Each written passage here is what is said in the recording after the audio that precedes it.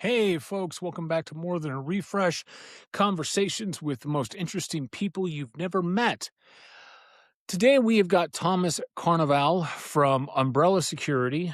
We had him on as a T3D earlier this year. And interesting enough, we kind of want to have him back, want to have some conversations. Introduce yourself, Thomas, and let's get going. Sure. My name's Thomas Carnevale. I am the founder of umbrellasecurity.com. We are a engineering company that specializes in making people secure in places they work and worship. We design, that's a fancy way for saying we design security system infrastructure that works together, alarm, key fob access control, and intelligent AI video surveillance into a single platform for commercial and government users. Interestingly, I love that you said places that people worship, and I Mm. don't want to get into that quite yet. I want to put a pin in it, but I want to note that I heard that. There's a couple of interesting things happening in the security space, and I think that a lot of our listeners wouldn't necessarily make the connection. Of course, we've had. I'm sure you're aware of Flock. Mhm.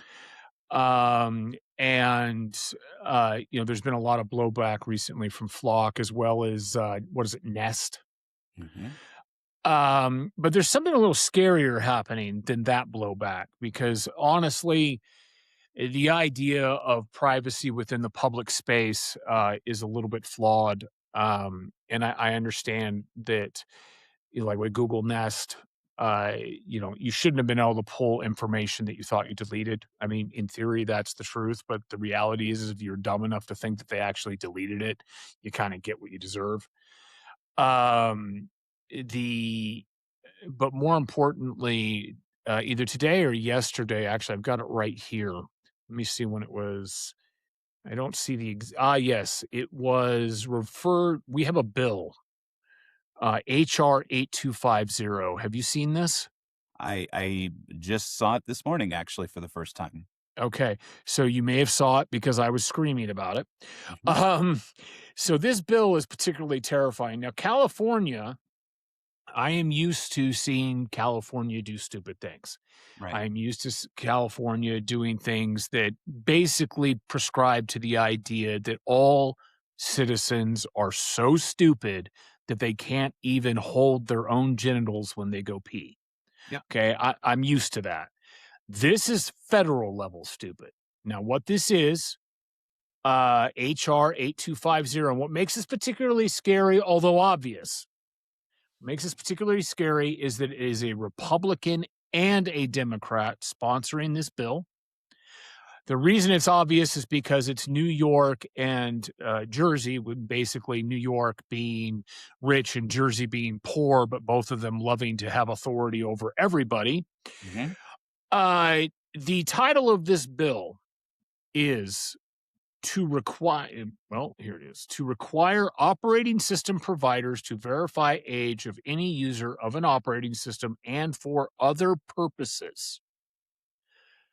Now, I have my own reasons why this is completely bonkers, but I wanted to get your opinion on it. Yeah,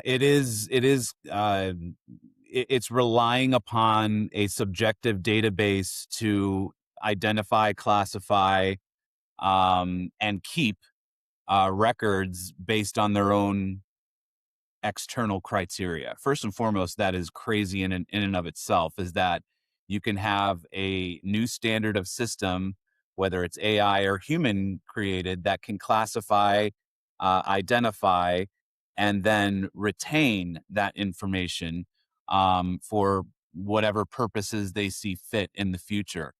It reminds me of Fahrenheit 451. Yep. It reminds me of I just wrote an article on Monday on LinkedIn talking about another manufacturer in our industry who is kind of taking us back into the stone ages of proprietary lockout systems that can literally lock a school out of their surveillance system um, for several different kinds of reasons if they don't re-up a specific type of license. And I used a source material from Chino, California, where multiple students came up and discussed how their own independent research of this manufacturer and this type of technology was completely unconstitutional, and creates a environment of them being categorized and watched and used for commercial type of marketing purposes, instead of an environment where they're learning from each other and growing as individuals. So I love this topic. It's very dangerous precedent, and it terrifies me. So this is interesting because I was referencing a government interaction, and you were Hmm. referencing a private sector interaction.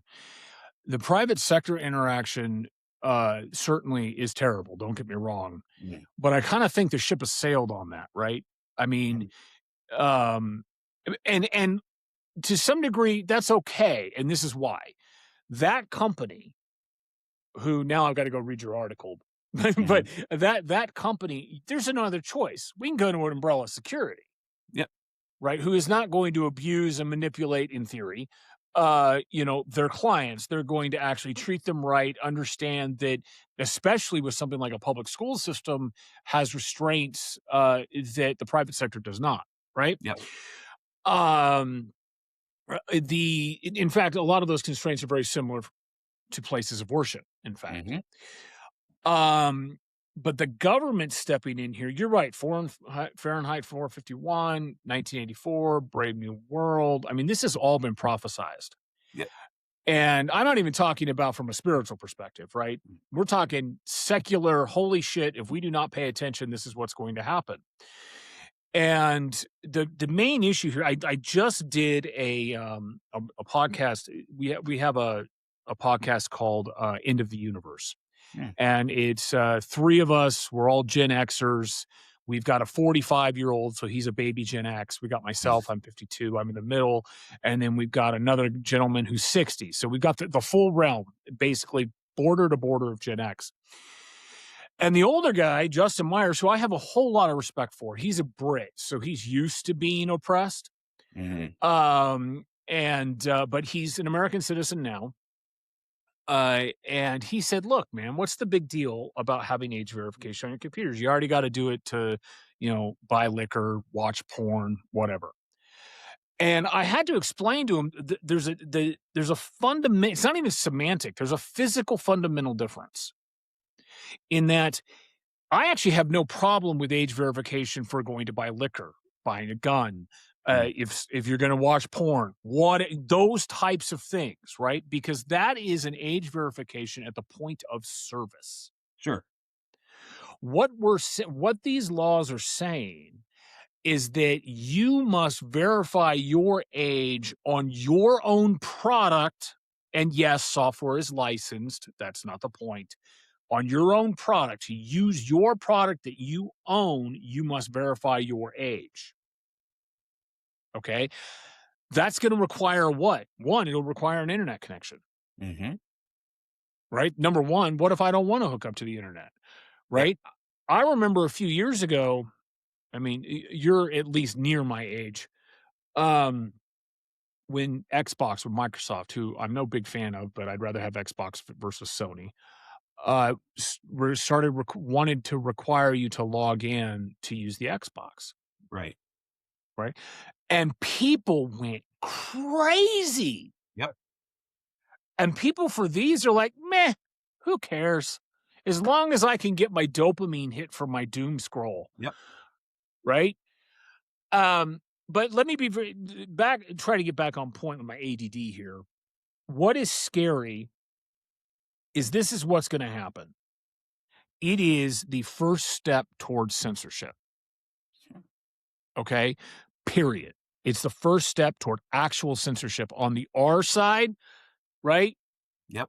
They're trying to remove books from the library, Hmm. right? Which to me is reprehensible. I actually don't have a problem with them moving them to a quote unquote mature section, Yep. I have right? no. I feel the same way. because it's a parent's responsibility, right? It is not Right. the state's responsibility. It is the parent's responsibility. Stop being a lazy fucking parent. Yep. Okay. That's number one. On the D side, they will suppress speech. They already did it during COVID. Okay. They have a demonstrable shown, there was the former administration's Ministry of Truth, which obviously got disbanded, thank God. Yeah. Because here's the deal, folks. If you're only getting your information from one source, and I don't care if that source is government, I don't care if that source is a corporation, I don't care if that source is your Aunt Lou, you're being lied to That's because you right. don't have the full picture. Okay. It's all information is biased, period. Completely agree. And it's not Um, and it's not government, parenting, it's government programming. They don't want to parent, they want to program. And I think correct.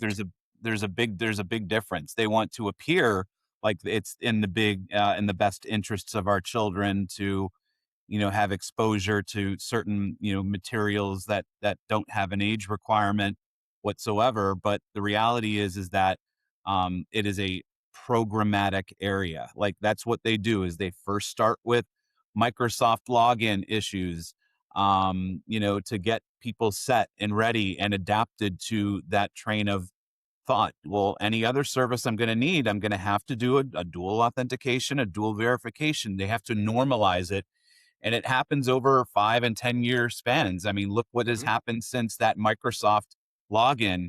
Now we have to do dual verification for absolutely everything, and that created an entire industry of password managers and keepers because it Because a nobody more can remember any of right. them. That is always the best password if you're a security guy. The best password is the one you never remember. Because if it's something contextual to you, then the probability of it being infiltrated goes up like Correct. 90% or something. So Well, so I want to step back here because there are going to people be saying like, look, I understand where you're coming from, but I'm working 60 hours a week. My kid's in daycare, or he's in school and then he's in the after school program and he's mhm, home for 2 hours before I get home. Well, first off, that's how I grew up. I turned out just fine.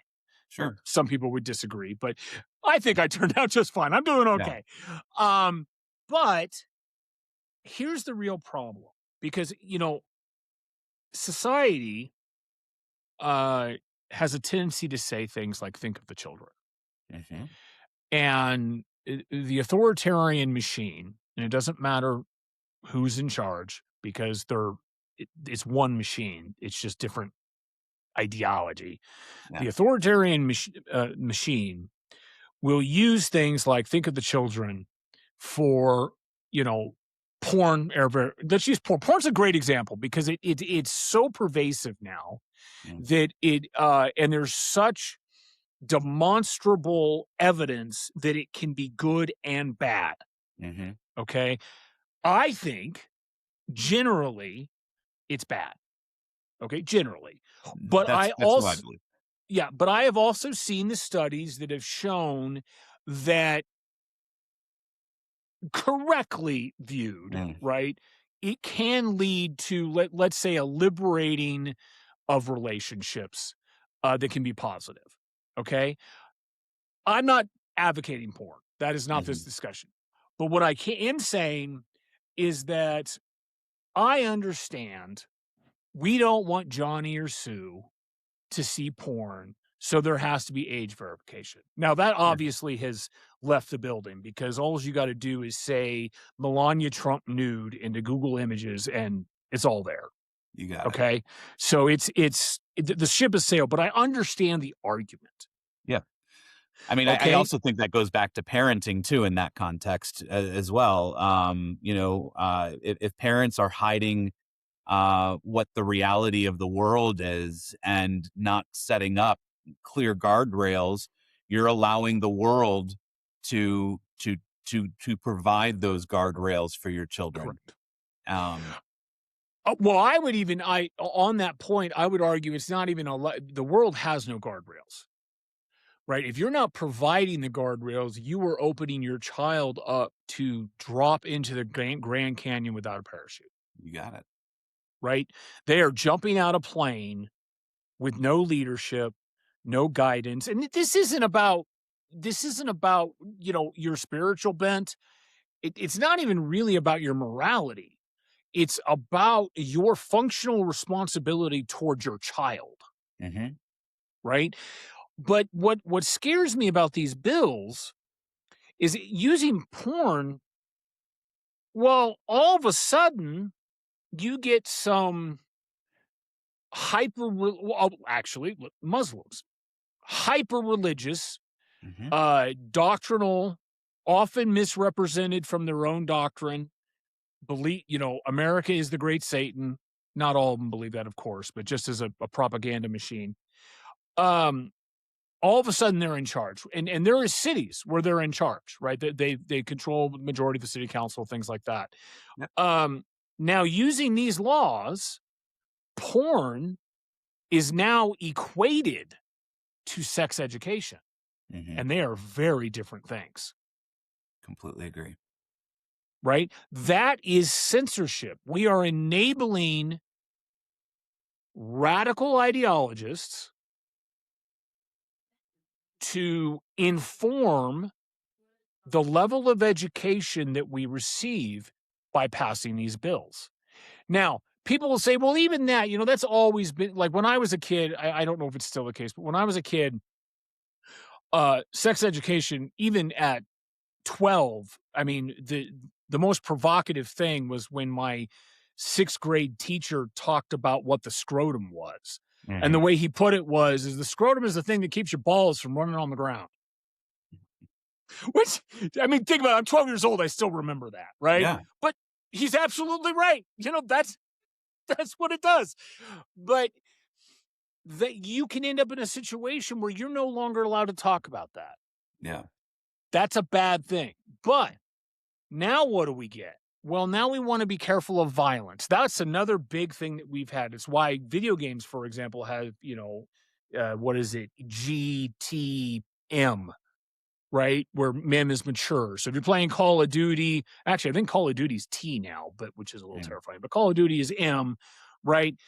At least the parent knows, okay, do I want my kid to see this violence or this gore? Sure. Okay. And that's what these people are saying. Well, we're going to protect against that. We're going to allow parents to classify XYZ. Well, guess what? That means they can't learn about the Holocaust. That means they can't learn about Tiananmen Square. That means Yep. they can't learn what American soldiers did to people in Vietnam. That's right. That's actually funny you bring that up. Literally last night, so me and my wife, we try to watch a show that we're both interested in. But but usually the shows that we're interested in, we don't want to watch in the living room because we don't, Because of uh, sure. it's so we have to wait for the kids to go to bed and everything. And one of the shows that we're really into now, we're in the final season of it. Feels like it's been forever since we've done this. Is called The Americans, which is Oh about yeah, the Russians. spy show. Yeah. Yeah, which is about this this man and wife who have two children who literally have been in the United States, speak perfect English, and are very active spies infiltrating. Well, it got to the point where they were actually training their 20-year-old because throughout the season, I think she's like 14 at the beginning, and then she is 20, and now she's becoming a spy too. And so they're training her about their culture and their history. And they talked about World War I and how many United States citizens and soldiers were killed versus Russian USSR soldiers were killed. And they said 27 million Soviet Union, comrades, citizens were murdered versus 400,000 on the American side. And me and my wife looked at each other like, I don't remember learning that in school. Do you? That's right. That number doesn't sound right. And so we had to go back and fact check it. It's true. That's It, correct. it, 20 between 26 and 27 million people in World War I, by far and away, the Soviet Union suffered the incredible losses compared to anyone else in that war. But we were not taught that growing up in school. That is So the correct. bigger concern is that what version of history are we actually learning, or are our children learning today, and what we were learning? Yeah, I guess I don't remember who said it, but the person that controls the history controls, your mind at the end of the Yeah, it day. controls the truth, what is Yep. considered the truth. You got it. The It's interesting that you bring that up because World War II saw something similar. Hmm. Now, but here's the other part. The parts we were taught were the Russian genocides, Yep. where they willingly killed their own people. Same with Mao. Right. Okay. And let's be clear, for those that don't know the history, I mean, this isn't a history buff podcast, but please go read up on it because it's a little more nuanced than Yep. the Russians lost 27 million and the US only lost 400,000. Absolutely. Part of that nuance is we are just more badass. Okay. That's Hmm. part of the nuance. Now, it's not all of it. And I don't want to take away from the Russian sacrifice because those citizens deserve better. They did. Hmm. Yep. But there is nuances there. But using your history example, I'm going to use one that I just learned. And I'm a Pro 2A guy, and I just Hmm. learned this. 1773, um, Boston Tea Party. Now, we all Hmm. learned that, Yep. right? There was actually something that happened before that called the Stamp Act. Now, I'm Okay. not going to get into that because I don't really know a whole lot about it because I wasn't taught it. But there Yep. was the Stamp Act by Britain. I think they were stamped. I don't know, so I'm not even going to talk about it. There's a Stamp Act, but in 1773, because of taxation without representation, Hmm. for all of you screaming, "I hate the billionaires, progressive idiots." If you're upset with a billionaire and how much they pay in taxes, which, by Hmm. the way, the top 1% pay 70% of the United States taxes, Right. be upset with government. It is not a citizen's job to fund government. It is a Hmm. citizen's job to fund its family, friends, and community. That Yep. is your responsibility. It is government's job to determine what level of funding is required by the government to service their militaristic and money wasting needs. Hmm. The 1% pays 70%. Okay. I'm not saying they shouldn't pay more. I'm not saying they should pay less, but Hmm. put the blame where it belongs, which is government. All And right. and Now, what was in that Tea Party? Wasn't the increase like something like 37 cents? I can't remember the exact number, but it was it was something. small, but it was big for the time. Because remember, tea back then was Right. the coffee of the day, right? Yeah. Right. If all of a sudden, I mean, remember with Trump's tariffs recently, Hmm. one of the biggest complaints was what it was going to do to the price of coffee. Sure. Because coffee's already expensive, right? Hmm. So I mean, and I don't even know if it was really that as much as it's the taxation without representation. Back then, the king just set taxes. You didn't vote on it, Sure. right? So they did the Tea Party. And just for racial justice reasons, they actually dressed up as Indians to pull it off. Okay. Hmm. That was 1773. Because of that, or directly related to that, in 1774, the Brits banned the import of arms. Hmm. Okay. In 1775, they began the confiscation of arms. Yep. That's what Canada's trying to do now. Yep. 1776, with the help of the French, we kicked those people back to their little island, and they've never been the same since. That is correct. Okay. That is something I just learned. I had no idea about the confiscation, the banning of arms, and all that type of stuff. And what upsets me the most about learning this is that's what's happening again. Right. And then people are getting upset at the Supreme Court for the Supreme Court basically saying, whoa, whoa, whoa, whoa, we've been through this. Wasn't that long ago in the span of time, Hmm. right? So we're going to back up and go back to how it belongs, which Sure. is I'm allowed to own a gun. I'm allowed to protect myself, my family, my property, and I'm allowed to transport that gun. You got it. Sorry, Well, soapbox. where do we think this is going? I think I know where it's going. I want to hear. You're the I'm guest. You curious tell to. me. I think this is going to a global unified currency system that if you cannot if you and I think there's going to be some kind of biometric involved with it as well, and if you don't subscribe to it, you can't really buy and sell things. I think it's a pretty old story. But that is where we're going. I mean, UK is already doing it right now. Mhm. This digital, what do they call it? Uh, I've the digital currency. Digital I've ID, or digital ID. Yeah, is that it? Yeah. Okay. yeah, And so in order to be able to buy and sell, have a small business, or go to the grocery store, you have to use your digital ID, which is a classification system. And what they do in China is who has had this kind of system for a while now, yep, is they have a credit score rating. yep. But their Hold credit score on. rating is not based 100% on their It's actual a social social. credit score rating. Yes.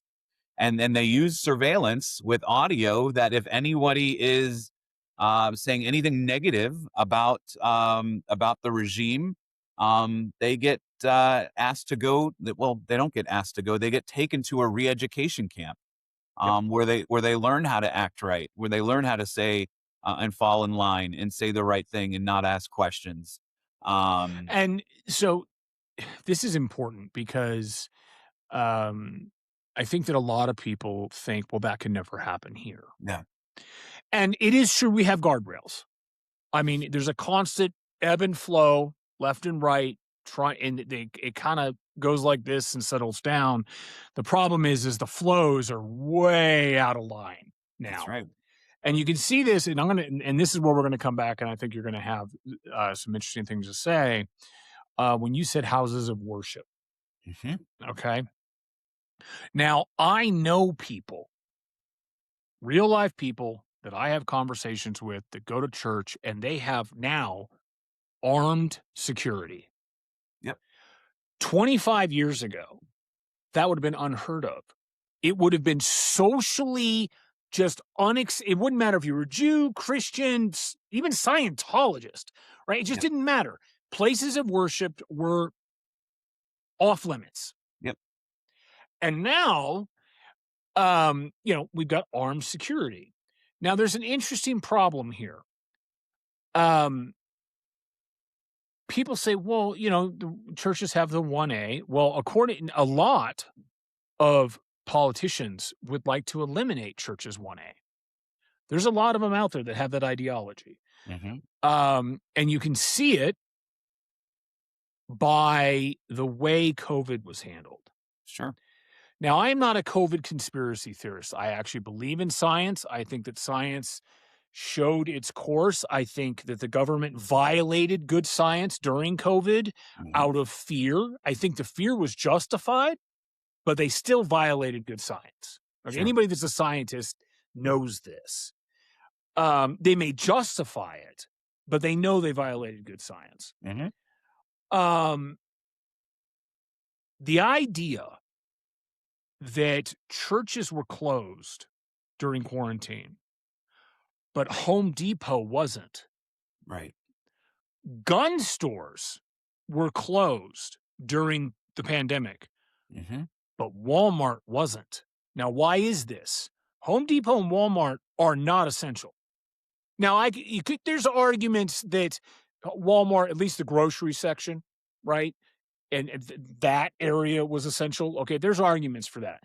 But Yeah. they are not essential businesses in comparison to the businesses that represent the First and Second Amendment, Right. period. You gave multi-billion, multinational corporations precedence over our citizens' rights. And that right there, for me, is black and white why you can't trust either side. Com- Completely agree. It is normal. The church that I go to has armed guards, and they're part of the congregation. Typically, ex or current or former, military or law Or enforcement. law enforcement, yeah. And we also have an influx. Every state is doing it. There's state grants available now for places of worship to get government funding for surveillance cameras, for alarm systems, for metal detectors, everything. Now that is becoming a fast growing market in my world. Unfortunately, No, there same are as, only two things that are guaranteed to make money: sex and fear. yeah, absolutely. Huh. Yeah, yeah, fear, yeah, that's right. Sex and fear. Um, Those are the two yep. things guaranteed to make money, right? Mm, Um, these when you talk about houses of worship, the church. I'm not a daily, or I should say weekly attender by any means. I used to be. I find that I find that there's just way too much justification nowadays for the elimination of the church, and I am speaking mostly toward, say, Judaism or Christianity, but I mean, mm, really any church, especially the Abrahamic-based churches.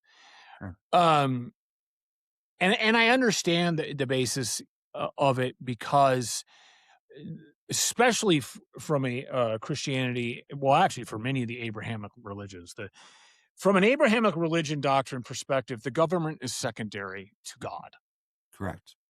right? And the government hates that because the Mhm, government wants to be your God.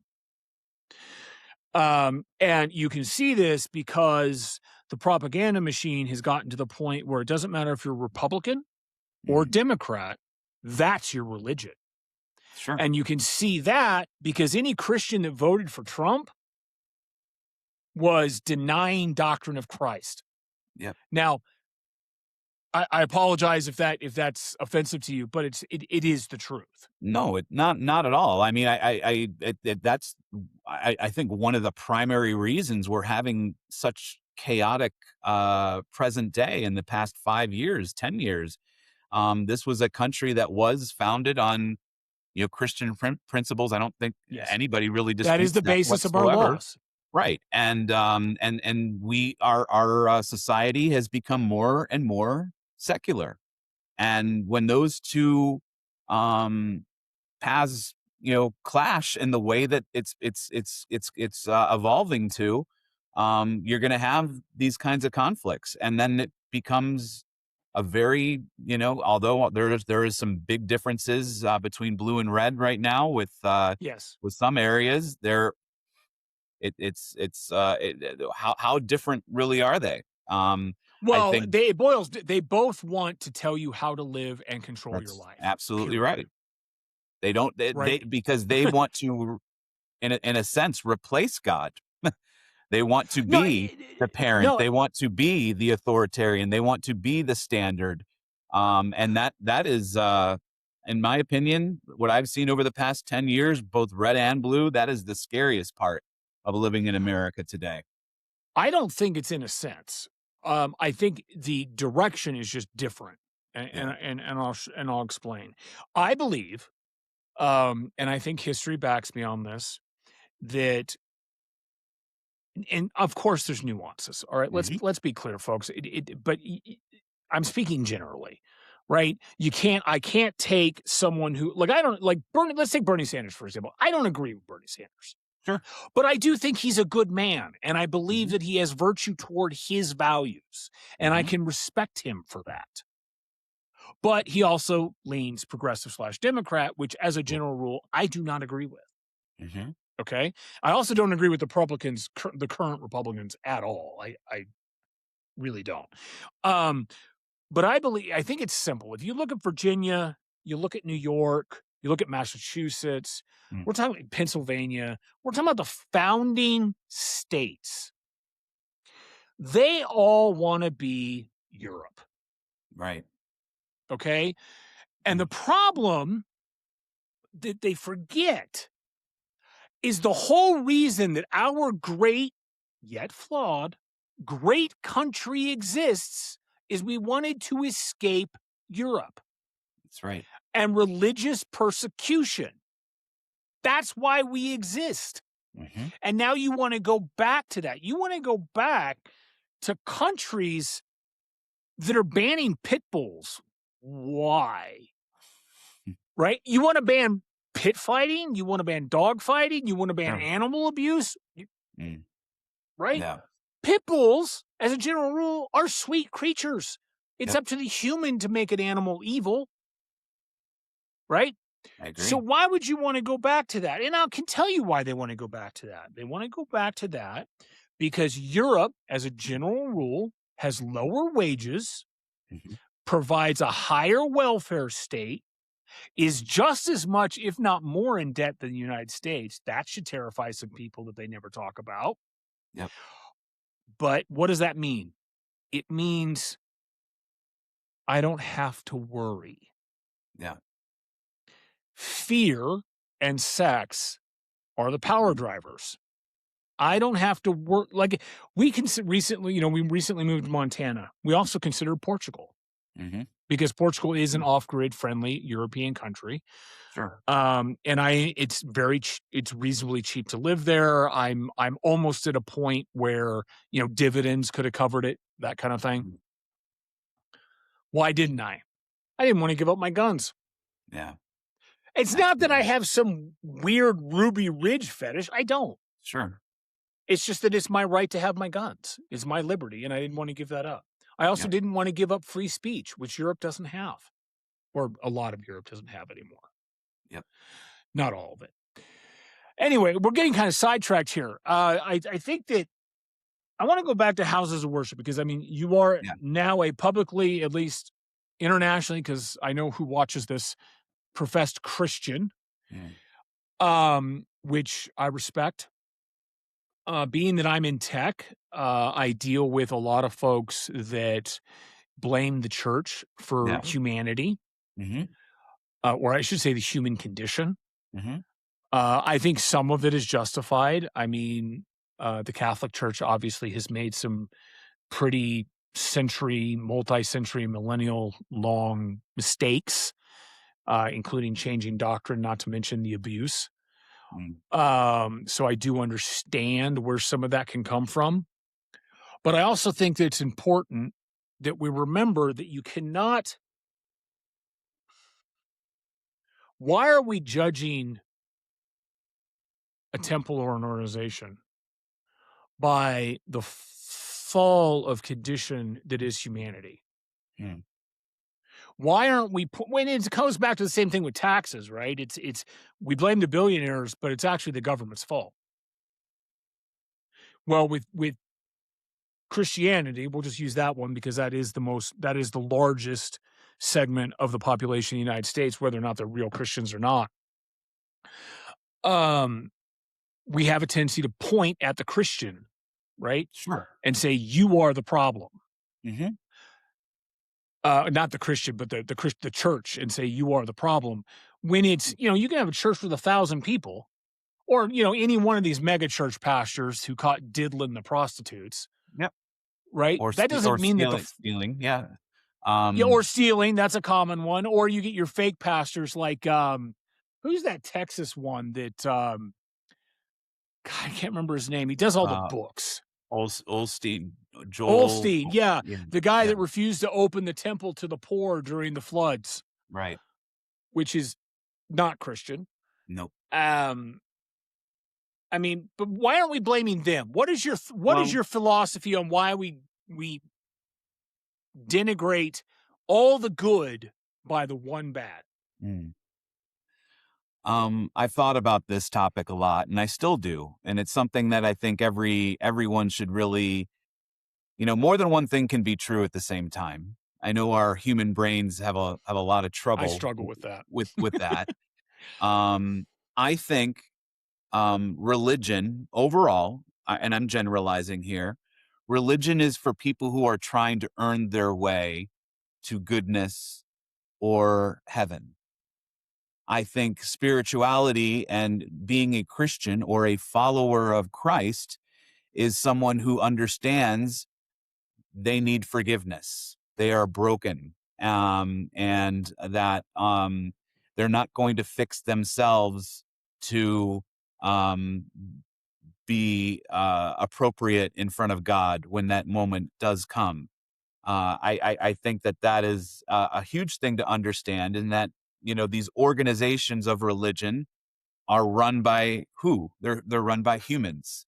Mhm. We are all broken people which is the way I believe it. What I see is that happened in the very beginning, in the Garden of Eden, when Adam and Eve took that bite of the one thing that God said not to do. They said you can. He Okay, said let's you be can. fair though. She was Yeah, naked. Adam had no chance. they that's fair enough, but they didn't even know they were naked. Didn't even know they were No, naked until after they took that bite, no, right? you're absolutely And then they right. realized. You're absolutely right. They didn't You know, know the shame. temptation They came Yeah, afterwards, and so that's then correct. they realized they had to be clothed after that, after they had that experience, because we are unenlightened human beings that have not received all of what God has to offer yet. And this is, so if you understand, you believe there's a creator, you don't believe that something came from nothing, and then B, you believe that on your own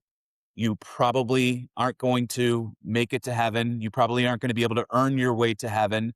Then what do you need? You need a savior. And that's what God did, is he came down on a rescue mission to live how a life of, as a human, with all of the temptations that we have mentally, physically, and spiritually. That's all documented in the Gospels, and to show us how we can be like him. And all of us fail. You see it in the Bible time and time again. All of these leaders rise to power. What do they do with power? They manipulate it. They use it to their own advantage. They use it for their own selfishness. What happens today? The exact same thing, only on a much greater, bigger psyop scale. And I don't think the details of all of this really matter so much in the scheme of things, when you are trying your best to follow what the gospel says.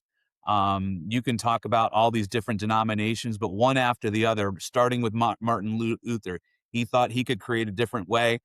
And then the baptism and the split off, that now there's 20,000 different denominations, all from the same idea of, well, maybe I'll change it my own way and I'll go my own path. And I think that these are all just humans trying to figure it out on their own. And I have given up long ago on who is right and who is wrong. And I only care about the meat and potatoes of what being a Christian is. And I know that even saying that I am a Christian is a tall order, because I have broken almost all of the commandments, and I have a checkered past, but I have been saved through grace. And I think once you understand the beauty behind that salvation, you kind of get, for me, what has happened is that it kind of changed me from the inside out. So I like that you said saved by grace. I'm being in tech, I've got a lot of folks that are And I'm either sorry to recover. rant onto that big. I don't think it was a rant. I think it was well said. And I want to affirm it because, and that's why I said saved by grace. I have a lot of people in tech um, that they don't believe, and I honestly I'm of the, you know what, you don't believe, you don't believe. What I distill it down to for them, they're like, okay, are you a Christian? And I'll be honest, I'm up and down on it, right? And there's a lot of reasons why, and we don't need to go into those. But I absolutely believe that there's a greater power. There is Mhm. no question in that. And so what I tell them, all of my peeps, the Christianity, Judaism, whatever, it boils down to this. It boils down that there is something or someone Mhm. greater than you. Because if you can't believe that there is something greater than you are the problem. That's correct. You Yep. are why we have murder. You are why we have rape. You are why we have child molestation, drug addicts, lack of social services, all of it. You cannot, there is no way to reconcile selfishness Mm. with grace. Yep. right? And that's why I Completely wanted agree. to latch on to what you said, saved by grace. Look, I'm not saying I'm perfect. I make mistakes every day, Yeah. right? And I'm not talking about little things like this. I have a my life is ruled by a 20-pound French bulldog. Okay. And this 20-pound French bulldog, his name is Oscar bin Laden.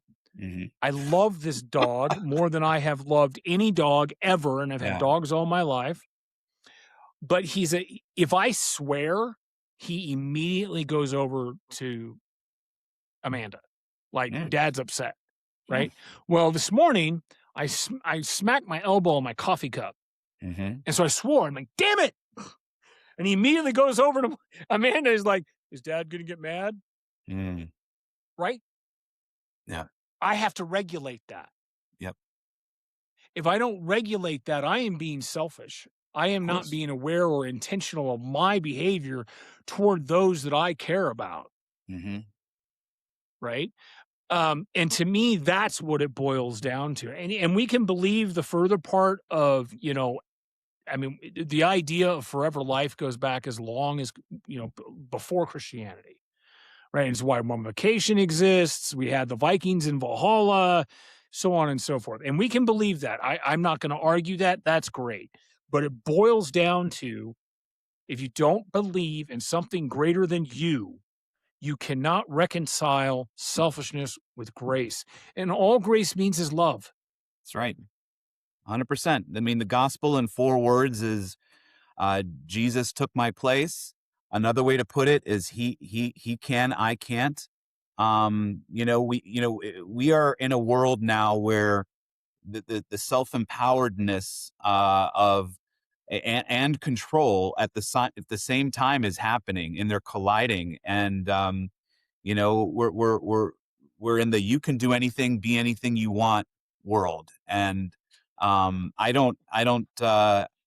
know from experience and being an entrepreneur, I had to fail and fail and fail and continue to fail until I finally got this thing right. And I think there's a lot of continuity with being a human being and growing up in this world, is that you know we are here for a reason. We're here for a purpose. That is to do good things and to help each other. And you know we are not God. And I think if you Mhm. can even start there, if you're operating from that point, is that I am here to do good and I am not God. I think you're ahead of probably most of society today. It's funny as you're saying that, and I've never thought this before, but what went through my head was all life is learning to ride a bike. You got it. Absolutely. And it's something that the younger generation has forgotten or Right. never knew. I mean, we got to be honest. I mean, the pandemic really screwed up a whole generation, right? Now, Absolutely. and it screwed us up too, but we've already got not all of them, but a lot of scars by then, right? For sure. And this poor generation comes up, they're 17 years old, all of a sudden they're 21, and they've had no adult human interaction in 5 years, Mm. right? So I give them grace. Yeah. But, and here's the but, that is life. Read Man in the Arena, right? Ride a bike. When you learn to ride a bike or skateboard or Mm. whatever, when you learn to walk, right? When you're a toddler and you're learning to walk, what do? You fall on your face. You start by crawling, and your face eats Yeah. carpet as you crawl. You get the strength to bring yourself up. All of a sudden, you're pulling yourself up by the table, and you think Yeah. you can do it. Well, since you pulled yourself up by the table, you take a step and you fall and you smack your head on the corner of the table, and it goes on and on and on and on. Well, here's the thing, guys. You can be a marathon runner, and that is not going to stop the semi truck from plowing over you and ending your life. Sure. Right. So, what are you going to do until your life ends? And Amanda and I run a podcast called Health and Tech. It's her podcast Mm. because she went to Duke Medical School and Oh, wow. all that stuff that I want nothing to do with. Um, um, and one of the things that she said was on one of our recent episode is you should live your life in a way, or live your life as the words you want on your tombstone. Mm. Right? Do you want great philanderer and sex maker of porn stars like our Mm, president? Or do you want honest father, hard worker, good provider? sure. Right? And there's any variations of that. And honestly, I'm not even judging Trump. Trump is who he is, Yeah, right? And I think that judging Trump for anything other than that is ridiculous because he's always been who he is. I mean, you as got it. long as I can remember, he is who he was, and he still got voted in. So Yep. that's what Americans wanted. Even those that, didn't vote for him, Hmm. we're in a constitutional republic. That's the way it works. So I'm sorry. Here's your tissue. Deal with it. He'll be out of office in a couple of years. Um, the, but what do you want to be remembered by? Right. Right. And every Christian I know, every honest Christian I know, and when I say honest, I'm talking about the way you presented it. I have Mm, fallen. I've got a checkered past. I try to learn from my mistakes. I try to be a good man. I was saved through the grace of God. mm, Okay. I've never heard one of them say, I want on my tombstone, I got rich, yeah. or I banged a porn star, Right. or I owned the fastest car. Hmm. It's all my family loved me. I had a strong community. I was able to provide or give service or whatever, right? Essentially, I was a good person, whatever that Sure. boils down to. So that's how I people mean, should what live you're their lives. referencing is a scriptural thing that we are all ultimately going to be held accountable to, right? At the end of our life, we are going to have this review. This review, it might be like a movie, it might be like a chapter in sequence, but we're going to be able to review all the terrible things we did, the way we treated people. Some and most of us are not even going to realize the depths of pain that we've caused in this life for others. And then we're going to be able to see the good things that we did, and we're held accountable for both of them. I believe there is accountability in this world, and in this afterlife, and because when we're in the next realm, I believe that that is what we're here on earth to do, is to finally find our way there some way, somehow, through the grace of God. But we are certainly going to be held accountable to what we did here on earth, and we don't necessarily get to look back at the legacy. And I think about that a lot. Like, I want, I want to be a good person, and with my people, and my I have a home life, and I have and a work life. I want to make a meaningful impact on people's lives today. And so for the past few years, and since I've had this kind of metamorphosis in my spiritual life, it has transitioned to my business life, and it's so much more about working and helping people become the best that they can possibly be, as opposed to what is our revenue for this quarter? Why are we up Mhm. 5 or 10, or down 5% or up 5%? Because it's just not. If you're gonna you're gonna sleep better at night. I really do. I sleep better at night, knowing that I had meaningful conversations with people at work, and I carry that home with me too. And I'm not distraught. I'm not like doom scrolling and avoiding my family at home. Right. A thing that we talked about even this past week in church is what rumination is all about. Is like that you are what you think about, and who you hang around, right? Mhm. Like, if we're obsessing Absolutely. about negativity, and we're obsessing about, oh, is this the apocalypse? Is this the end of the world? What did Trump's tweet or say this week? Then what's going to happen is that's going to become who we are, and that's going to steer every connection that we have with other people, and losing opportunities to help other people as we continue to go here. But if we're thinking about spiritual things, and we're thinking about things that are more important than our own selfish, needs or wants of the day or week, man, you'd be amazed at how life can get better. I love that you brought that up. Um, I'm I'm on Facebook, because I was been on Facebook since before it Yeah. was terrible. Yeah. Well, I have some people that they're the only place I talk to them is Facebook, Hmm. and a lot of them are international, right? And so they're Yeah, wondering like what's going on with the US, blah, blah, blah, sure. blah. I read this, I read that. And I have one guy, we have never seen eye to eye politically, ever. But he came at me recently and he's like, I don't understand why you're not upset about all of the things that are going on. Yeah, And my response was, it's not that I'm not upset. It's that I recognize there's nothing I can do about it. you got it. And I am going to protect my peace and own my time. Because by protecting my peace and owning my time, I'm a better person. You got I it. am, and I don't mean better as in better than someone else. I mean better my mental health, my Mhm. emotional health, my physical health, my business productivity, my ability to serve others, because I don't focus on whatever he said on Truth Social, Sure. right? Do I like everything he's doing? Of course not. I don't like anything that all presidents in my lifetime have done. Period. Mhm. But what am I going to do? Go out and protest? Sorry, I have a job, Yeah. right? So I protest in other ways, right? I don't, in this particular instance, I won't go to a Trump hotel, Mhm. right? I have a platform with a voice that is this, right? And I will say, I don't agree with this, I agree with that, right? But I am not going to sit there and, well, for a not so gentle way to put it, I'm not going to get my panties in a bunch about something I just can't do anything about. You got it.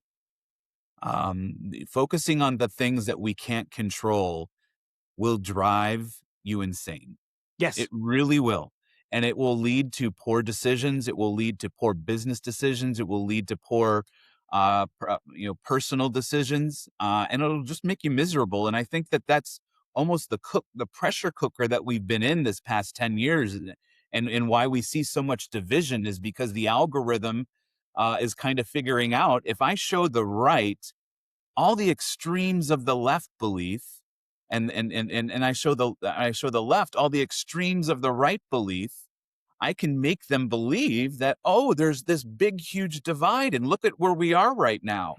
Mhm. That's what's happening, but I do think that there's going to be a renaissance in the next several years of bringing us back together, realizing that your neighbor down the street who may be voting a different way is really cares about the same three things that are most important in his life are probably the same three things you care about in your life. You care about trying to pay your bills, trying to keep your family fed and sheltered, and you care about peace and happiness, right? How are those things different? And I really I hope and I pray that that's kind of where we start to go towards, in contrast from the great divide that we've been in.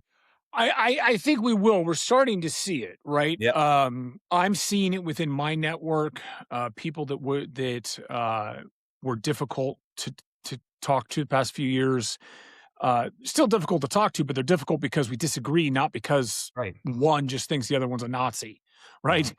Mhm.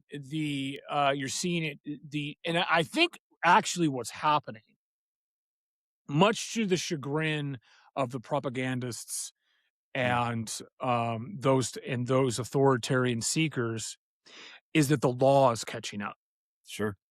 right? So you're starting to see now that there, even though we all knew it was bad, now that there are scientific studies and there's public demonstrable proof that like companies like Meta are terrible, especially for if you're a minor. Yeah. Okay. If you're an adult and you want to be stupid, that's on you. But we need to protect the children, right? They just lost a couple of cases. Google's lost a couple of cases. And Google's not even all that bad. Right. Right. I mean, don't get me wrong, they're not great, Comparatively. but they're not all Mm. that bad. I mean, in the grand scheme of behemoth companies, Mhm. I'll take Amazon and Google over everybody else. Sure. And that is not to say that they haven't done bad things. Mhm. You're starting anyway. The point is the law is catching up. We have, and although I don't agree with all of it, a Supreme Court that, as a general rule, even with, we're seeing a lot of 8-1 decisions, even some unanimous Right. decisions around the Constitution, even from people that normally disagree, like Sotomayor and say Kavanaugh. Hmm. right? You're starting to see a pullback of, hold on a second, what in the world is going on here? That's right. And that's because our society is driven by law, but law always moves behind society. It moves slower than society because law has to observe what's happening. Right. So I do think you're right. I think, yeah, are the next couple of years going to be a lot of this? Well, Hmm. yeah, they are. Is there you said there's two truths. There's sometimes multiple truths. Hmm. Here's a multiple truth that I believe will happen. Trump will do absolutely anything to make money. Primary driver of making money is the stock market. Mm. Are a lot of bad things going to happen? Yes, but our retirements are going to do okay. Yeah. Right? So it's terrible It in some doesn't way. represent, you're right, and I understand that it doesn't represent the United States' most important thing, but it represents a pretty big part of it, for sure. Um, but I also believe that when when we think that the 401k is the most important thing, I think we're in a big heap of trouble as a society. So I agree with, um, but I think it's driven by, you and I are both old enough to remember '08. Oh yeah. Okay, probably '95 as well. Yep. Um, and while I do not believe my 401k is the most important thing, I don't need billions of dollars. I don't even need tens of millions of dollars. Hmm. Right? My footprint is very small, Sure. but I do need to be able to provide.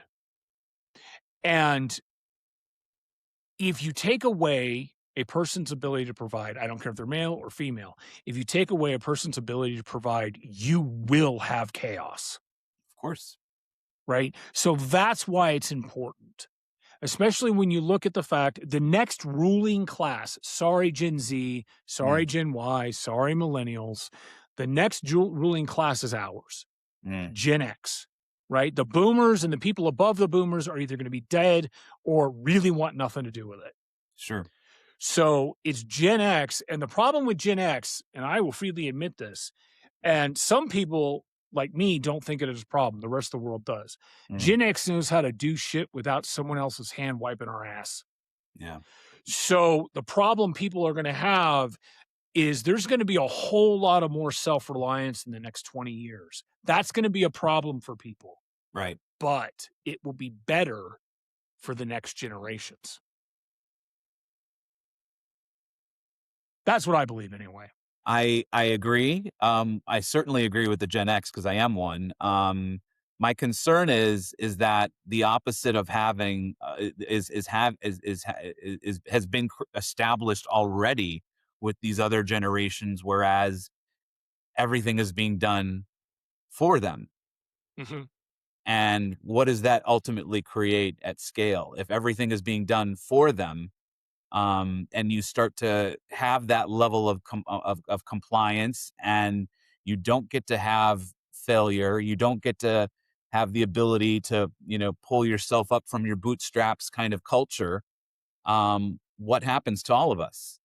Well, I I think don't we can so I don't think it's going to affect you and I all that much, honestly. I In fact, agree. I think we'll benefit from it, and this is how we're gonna I benefit from it. agree. The next 10, 15 years are going to be an enlightening, situation where Gen X is largely in control of the majority of things, Hmm. okay? And then we're gonna be too old, and the younger generations that wanna provide for everybody will take care of us. So from that perspective, I think there's some benefit. But I think where the real issue here at hand is going to be, all I see, if you are, and again, speaking generally, let's say under 28. All Hmm. right. So adolescence ends somewhere between 25 and 28. Sure. Okay. So you're a child until then, period. Yep. You're a child. Whatever. We have these arbitrary numbers that 18, you're an adult. That's so we can send you places to get you killed. That's That's why it correct. exists. And in Right. exchange, we let you vote. Hmm. Okay. That's why it exists. Hmm. So the arbitrary numbers aside, 25, 28-ish, that's when you become an adult. Mm. From 28 to 35, that's when you start accumulating things you don't want to lose and realizing what your actual values are. Hmm. Okay. So you all of a sudden you might have a house, kids, a wife, husband, partner, whatever. You start having things to lose. Until that point, you really don't have anything to lose, right? You Mhm. just don't. Now, the thing is, for Gen X, that 25 to 28, from a social perspective, was 18 hard. That's right. At 18, you're paying rent, whether you live with your parents or not, get a job, go to college, get 2 jobs if you can't afford college. You're not going to community college. You're going to go to university. You're going to work your ass off and make something of yourself. Mhm. Okay. We're in agreement with that with Gen X. Yes, sir. Okay. Absolutely. So this is my theory. My theory is that the current younger generations are just a decade behind. And that may not be a bad thing because, Mm. from a cultural perspective, as a Christian, you'll know this, from a cultural perspective, it's a relatively recent thing that we used to pick people up by their belt, throw them out in the street, and say, "You're on your own." Sure. So it could be a very good thing that these young people who still bounce and don't reboot when they fall off their bike, right, Yeah. have a little longer to make consideration about the second and third part of their life. Mm. I hope that that is the case. I mean, that is the obvious in my opinion, I think that's the best case scenario. But then we have all these other elements of issue that are gonna slow that down. We have countries like Germany that are instituting, the draft. I mean, our country itself is that the draft is not off the table. And then we have, the infiltration and importing of millions of immigrants into our country that compete with that entire generation that is not yet established. And I think that you have an intersection there of a lot of question marks. Okay, so now that's interesting because, well, let me be clear. Germany has not instituted the draft. Which country Uh, was I thinking of? well, I think it was Germany, but they didn't Yeah. actually institute the draft. What they did was, Mm. they are, I guess, for the best way I could put it, I'm not a military guy. The best way I could put Yeah. it is they are making ready. Gotcha. Okay. They have not drafted people. So Thank you in a for lot of, correcting me. yeah, and I think the reason that's important is because the only thing that Germany and France, and understand I'm talking about today, Hmm. are doing is what they should have been doing the last 50 years, Sure. which is, instead of relying on the United States to be the policeman of the Western world, they need to actually take part, at least for their I own agree with you. sovereignty's sake, right? So Absolutely. and I've got friends in Germany that I talk to every month, and they're like, "Yes, thank God, that's the one. I don't like Trump, but that is the one thing Trump done is as good, is that we are no longer a puppet to the United States." Right. Awesome, I agree. And Trump is on record, United Nations speech, saying essentially the same thing, saying it's not our Mhm. responsibility. Your responsibility to your citizens is your sovereignty. Hmm. So I mean, there are, um, but from a historical perspective, you have what everybody needs to understand, and it is inevitable, is that World War III, if it is not already happening, there is an argument that it is Hmm. coming. And it will Right. be in our lifetime because that's what history does. Period. Yep. I mean, look at all the wars since we've been a country, and we've only been a country for 250 years, right? That's It's right. coming. Yeah. Can we prevent it? No. Can we make it better? Yes. Sure. Right? And and what's I had Justin Rioch, who's with DX Systems. They do a bunch of research. Really great guy. We have some very good conversations because he's a self-prescribed pinko commie, and he's an atheist.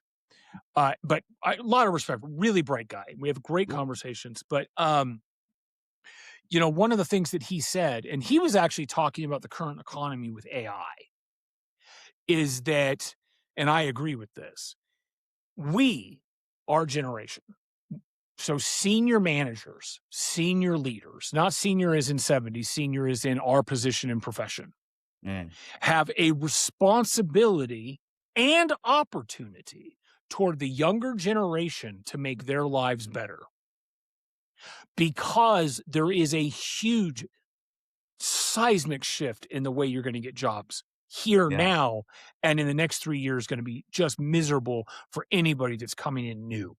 I completely So, subscribe to that, and I feel yeah, the weight of that responsibility, and I proudly carry that weight. I hope that the Gen X, generation that we share has that internal responsibility. They're not gonna be like, "Oh, they're just gonna figure it out on their own." No, I think we should help to lift them up, and no, take and that as a personal that was the responsibility. point I was making is that Yeah, outside of the market itself as a societal thing, yeah, Generation X currently has a very good opportunity to show A, that an older, not old, mm, generation can build community, lead young people, and help them learn how to provide a better future for themselves. sure. All right, so we're over an hour here, but I want to take just a couple of minutes because we didn't talk about your great company at all. Oh, sure. So let's talk about just a little bit. You mentioned in the beginning what you do, Yeah, but what makes Umbrella Security different than, mhm, for example, that firm that you mentioned in your article? yeah. So we really believe in having our end users, our customers who are hospitals, school districts, manufacturing facilities, local, state, federal government agencies. We believe that they should own their data, right? And the way that they own their data, their information, and that it's not controlled by a third party is standardizing the system engineering design based on open standards. So we're not providing proprietary end-to-end equipment. Yeah, but also we have, sometimes we meet a manufacturing facility. They have an alarm system, but they want their existing alarm system to tie into their card access control system. So we engineer interoperable, integrated systems. That's why it's really important if you're a business in today's world to not be led by the manufacturer, who's going to basically tell you their product is the best for X, Y, Z, and then you find out later, the upgrade. If I want to upgrade or expand, I have to go through that same source. So they start to own you over time. And I think, despite our name of shielding people and not being Umbrella Corp, we actually are the opposite. We try to enable the freedom of choice in security infrastructure, and create freedom with their security systems. That's awesome. That plays right into, of course, the open source ethos, Hmm. anti-age verification. You got it. And you said something there. I love this word, and you said data sovereignty, but I love the word sovereignty Mm, because what is mine is mine, that's and if right. you come and try and take it, there's going to be a cost, and that is data. That is my family. That is my dog. All it doesn't my friends. People need to get back to the understanding of their sovereign self and sovereign belief system.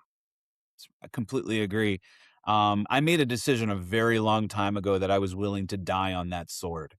I see there's big companies that have the complete opposite go to market strategy than we do.